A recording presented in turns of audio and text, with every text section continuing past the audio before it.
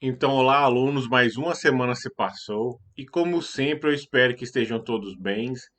E agora a gente vai dar continuidade com o capítulo 10, Período Regencial, o Império e suas regências. Em 7 de abril de 1831, Dom Pedro I abdicou ao trono brasileiro em favor ao seu filho Pedro de Alcântara. O príncipe tinha apenas 5 anos de idade e a Constituição estabelecia que o país deveria ser governado por um conselho de regentes até que o herdeiro do trono completasse 18 anos. Começava então o período regencial, que durou de 1831 a 1840. O período regencial é dividido em duas principais partes. A primeira é Regências Trinas, que vai de 1831 a 1835. E a segunda, Regências Unas, que vai de 1835 a 1840, período que corresponde à regência de Feijó, de 1935 a 1937, e a regência de Araújo Lima, de 1837 a 1840. Nessa época, houve intensas disputas políticas e violentas revoltas nas províncias do Império. Estavam em jogo questões como fortalecer o poder central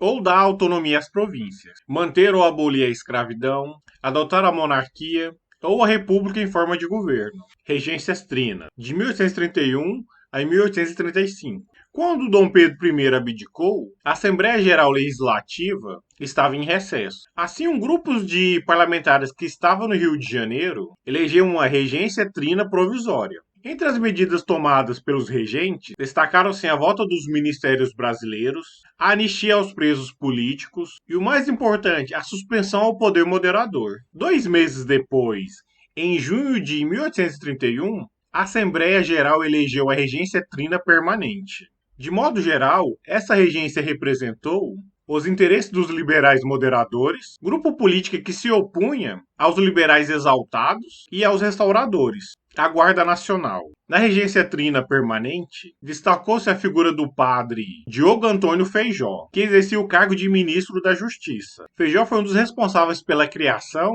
da Guarda Nacional em 1831.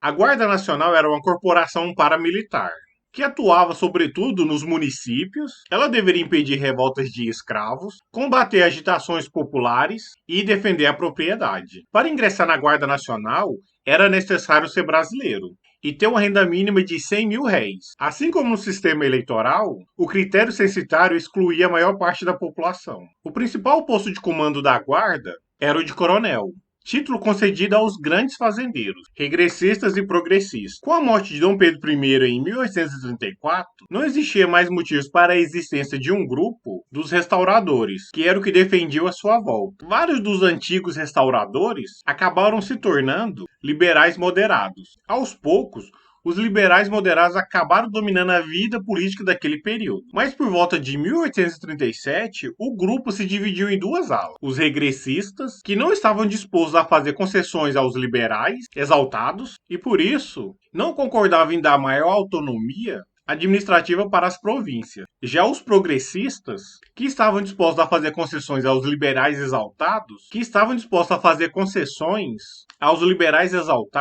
como dar maior autonomia administrativa às províncias. Ato adicional. O ato adicional em 1834 estabeleceu mudanças na lei do Império. Introdução da regência una. A regência deixava de ser trina para se tornar una. Ou seja, o império seria governado por apenas uma pessoa. Uma pessoa, um regente, eleito para ocupar o cargo por 4 anos. A criação das assembleias provinciais. Cada província teria sua própria assembleia legislativa, com poderes para fazer leis sobre questões locais e relacionadas. Teve a suspensão do Conselho de Estado. Esse órgão era composto por conselheiros vitalícios que davam assistência ao imperador. Então, como não havia mais imperador no governo, o conselho perdeu sua razão de existir. Regências Unas, de 1835 a 1840. Como previa o ato adicional, houve a eleição para a escolha do novo regente, e o escolhido foi o padre Diogo Antônio Feijó, representante da ala progressista. Durante seu governo ocorreram várias revoltas. Então, com base nessas revoltas,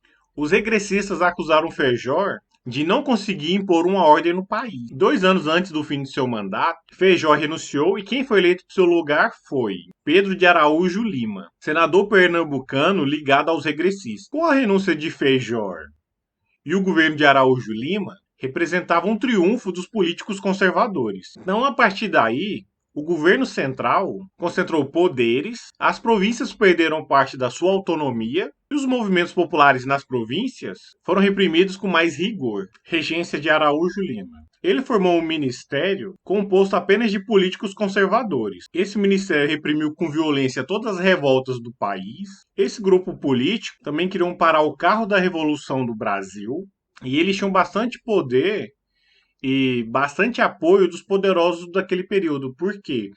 Os grandes fazendeiros tinham medo desses revoltosos. Para eles, a sua segurança e a sua riqueza dependiam do controle da população. Os regressistas defendiam que a descentralização política e a autonomia das províncias causavam desordem no país. Com base nesse argumento, eles criaram novas leis centralizadas, como a Lei Interpretativa do Ato Adicional, em que reduzia o poder dos governantes das províncias e aumentava o poder representativo do governo central. Mesmo com todas essas medidas para reprimir as revoltas do país, a revolta nas províncias não acabaram. E além disso, os políticos progressistas estavam insatisfeitos e queriam tirar ele do poder. E qual a medida eles tomaram? Devido a todas essas pressões que eles estavam sofrendo, tanto de grupos aliados como da população, o governo decidiu a emancipação de Dom Pedro II. Com 14 anos, então o que eles decidiram? A emancipação de Dom Pedro II, que na época tinha apenas 14 anos, mas pela lei ele só poderia governar a partir dos 18.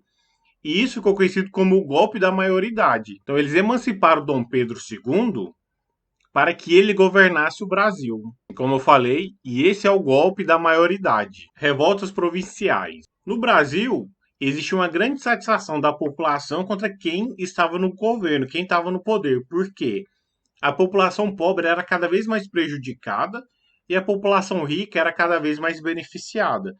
Então, ao longo do território nacional, tiveram várias revoltas. Entre elas citamos a revolta dos malês, que ocorreu na Bahia, a cabanagem, que ocorreu no Grão-Pará, que corresponde aos atuais estados do Pará, Amazonas, Amapá e Roraima. Tem a Farroupilha, que ocorreu no Rio Grande do Sul. Tem a Sabinada, que novamente ocorreu na Bahia. E por fim, a Balaiada, que ocorreu no Maranhão. Uma coisa em comum entre todas essas revoltas é a insatisfação da população contra os governantes, seja pelo abuso dos senhores contra os escravos, os ex-libertos que não eram satisfeitos e toda a população em geral que ficava prejudicada.